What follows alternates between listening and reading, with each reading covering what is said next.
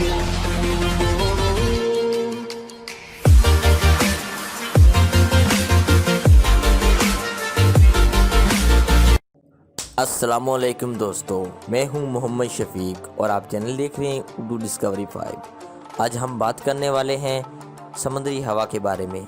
ये क्या नुकसान ला सकती है हमारी इस आबो हवा पर और क्या ये हमें फ़ायदा देती है। लेकिन इससे कबल नए आने वाले साथियों से गुजारिश है, अगर आप मेरे चैनल पर न्यू हैं तो प्लीज़ सब्सक्राइब कर दें और साथ लगे बेल आइकन को दबा दें ताकि मेरी हर नई आने वाली वीडियो आप तक जल्द पहुँच सके। अगर वीडियो अच्छी लगे तो लाइक का बटन ज़रूर दबा दें और मेरे दूसरे चैनल का लिंक डिस्क्रिप्शन में, उसको जाके सब्सक्राइब कर दें। तो चलते हैं अपनी वीडियो की तरफ। मुतहरिक हवा का दारोमदार उस बात पर है कि वो किसी मुकाम से चल रही है और ये किस तरह ठंडी या गर्म हवा को एक जगह से दूसरी जगह पहुंचाती है। मलाह इस हवा को इस्तेमाल करते हैं मगर इस पर भरोसा नहीं करते क्योंकि समुद्रों की ये बड़ी लहरें ज़्यादा तेज़ ख़तरनाक सूरत इख्तियार कर लेती हैं और शदीद तूफ़ान ला सकती हैं। जब मलाह हवा की रफ्तार की नुमाइश करना चाहते हैं तो वो मीटर फी घंटा या नायाब बहरी मील के हिसाब से नापते हैं। एक बहरी मीटर 1852 मीटर फी घंटा के बराबर होता है। शुरू में मलाह कश्ती के पीछे हिस्से से एक चरखी के ज़रिए रस्सा बांध दिया जाता है। इस पर हर 15 मीटर पर एक कर्रा होती है। जब कश्ती अपना सफ़र शुरू करती तो हर 30 सेकंड बाद वो इन गिरों को गिन लेते हैं और उनकी उंगलियों को मिस करते हुए गुजरते हैं। जैसा कि एक गर्रा गुजरती है तो समझ लिया जाता है कि कश्ती 15 मीटर का फासला तय कर चुकी है।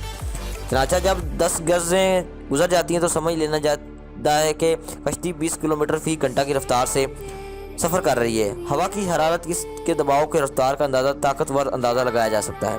फिर यह अंदाज़ा शुमार जहाज़ों के इल्म में लाकर इसे आने वाले ख़तरे से आगाह कर दिया जाता है। 5 से 30 किलोमीटर फी घंटा की रफ्तार से हवा की ताकत का मालूम किया जा सकता है।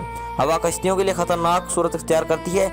8 की ताकत हवा की मीटर बुलंद लहरें पैदा कर सकती है और ये जब 12 की ताकत हासिल कर लेती है तो ये फिर यकीनी तौर पर समुद्री तूफ़ान का पेशे खैमा बनती है। तजारती हवाएं ख़त इस्तवार के आसपास और उसके नीचे पाई जाती हैं। ये मशरक़ से मगरब की तरफ चलती हैं और उनकी रफ्तार 20 किलोमीटर फी घंटा से होती है। उन्हें हवाओं से ने बहरे कानूस और अबूर करने के लिए एक क्रिस्टोफोलम्बस की मदद होती है। ये दुनिया की ताकतवर हवाएं हैं और इंतहाई बाकायदा से चलती हैं। शुरू में जब बादबानी कश्तियों का दौर था तो मलाह अपनी कश्तियाँ समंदर के इंतहाई पुरसुकून हिस्से में ले जाने से डरते थे। इन हिस्सों पर ज़ोरदार बारिशें होती थी लेकिन हवा बिल्कुल ना चलती थी। इसकी वजह से यहाँ कश्तियाँ ना चलाई जा सकी और उनको बहुत ज़्यादा नुकसान होता। बाज़ औक़ात ऐसा भी होता उनकी कश्तियाँ डूब जाती।